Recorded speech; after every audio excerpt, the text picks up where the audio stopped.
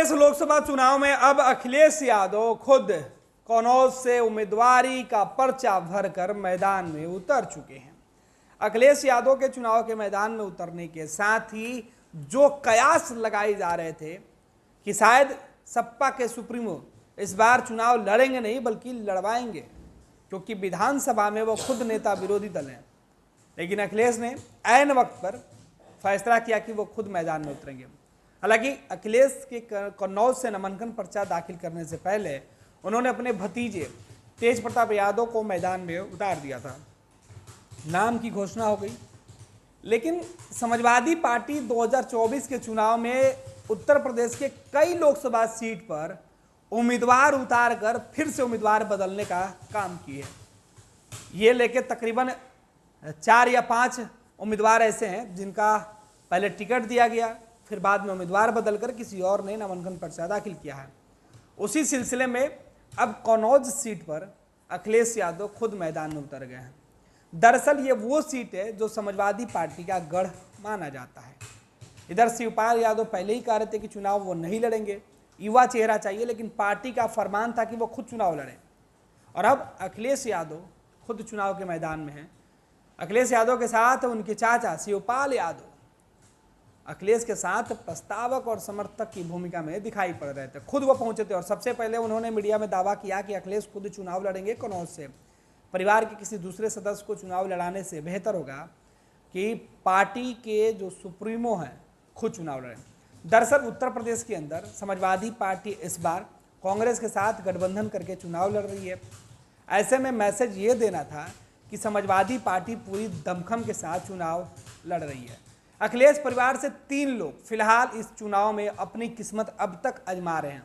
एक अखिलेश यादव, दूसरा डिंपल यादव, तीसरे उनके चाचा शिवपाल यादव। अब पार्टी और परिवार के साथ साथ उत्तर प्रदेश फतह करने की पूरी जिम्मेवारी समाजवादी पार्टी पर है।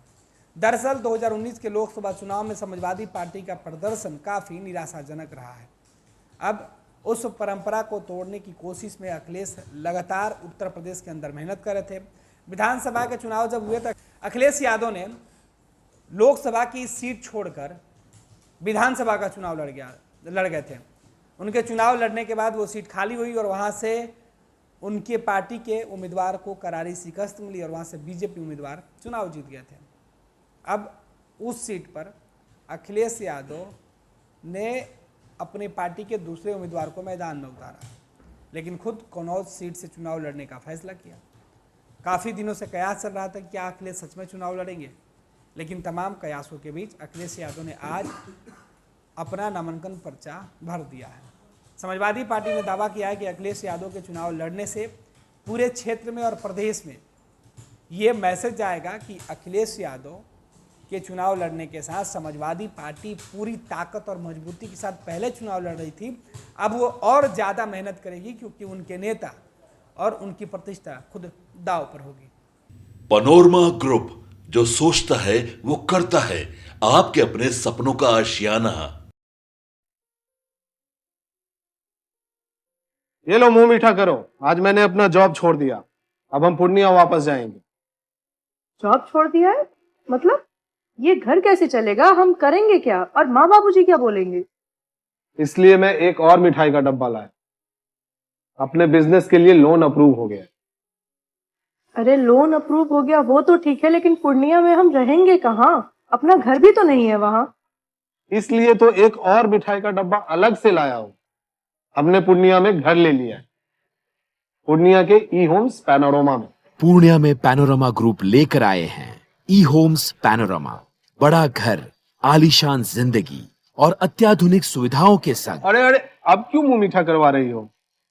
क्योंकि हम घर वापसी जो कर रहे हैं। घर वापसी की खुशी पूर्णिया में ई होम्स पैनोरमा के संग। ई Homes Panorama, luxurious lifestyle redefined.